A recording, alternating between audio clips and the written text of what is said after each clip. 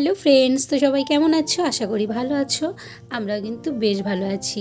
তো চলে এলাম সানডে মিনি ব্লগ নিয়ে। সানডেতে সারাদিন কী করলাম তো সেটাই তোমাদের সাথে শেয়ার করব। তো তোমরা ভিডিওটা দেখতে থাকো, আশা করি তোমাদের ভালো লাগবে। তো আজকে সকালে ঘুম থেকে উঠেই দেখি আকাশের মুখটা কিন্তু ভার হয়ে আছে, মানে এক্ষুনি বৃষ্টি আসবে এরকম অবস্থা আর কি। তো ঘুম থেকে উঠে কিন্তু আগে স্নান করে ফ্রেশ হয়ে পুজোটা দিয়ে নিয়েছি, কারণ আজকে কিন্তু আবার দুপুরের পরে আম্বাবচি পড়ে যাবে। তো আম্বাবচিতে কিন্তু আমি 3-4 দিন পুজো দিই না, তারপর যখন আবার আম্বাবচি ছাড়বে তখন আবার পুজো দেব।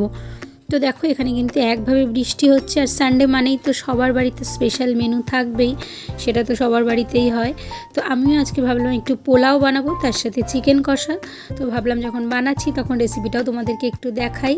তো এখানে পোলাও বানানোর জন্য কিন্তু আমি চালটা আগে ভালো করে ধুয়ে একটু ঘি মাখিয়ে রেখে দিয়েছিলাম। তারপর কড়াইতে অল্প করে সাদা তেল, তেজপাতা আর গরম মশলা ফোড়ন দিয়েছি, দিয়ে চালটা দিয়ে দিয়েছি। চালটা অল্প ভাজা হয়ে গেলে এর মধ্যে আমি আদা বাটা, গরম মশলার গুঁড়ো আর কাজু কিশমিশ দিয়ে দিয়েছি। আর পাশে আমি একটু গরম জলও বসিয়ে দিয়েছিলাম, মানে পোলাওয়ের জলটা এমন নিতে হবে, মানে চালটা যতটা তার ডবল জল নিতে হয়। তো সেইভাবে আমি জলটা পাশে বসিয়ে দিয়েছিলাম। তারপরে কিন্তু আমি পোলাওয়ের চালটা ওর মধ্যে দিয়ে দিয়েছি। তো সব কিছু আর ক্যামেরা করে দেখানো হয়নি।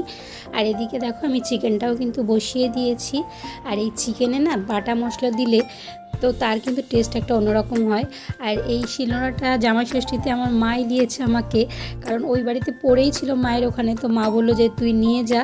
তো তারপর থেকেই কিন্তু আমি এরকম বাটা মশলা দেওয়ার চেষ্টা করি, চিকেন হোক বা ডিম হোক, আর তার জন্য কিন্তু টেস্টটাও বেশ অন্যরকম হয়। তো দেখো এখানে কিন্তু আমার ঝরঝরে পোলাও রেডি হয়ে গেছে।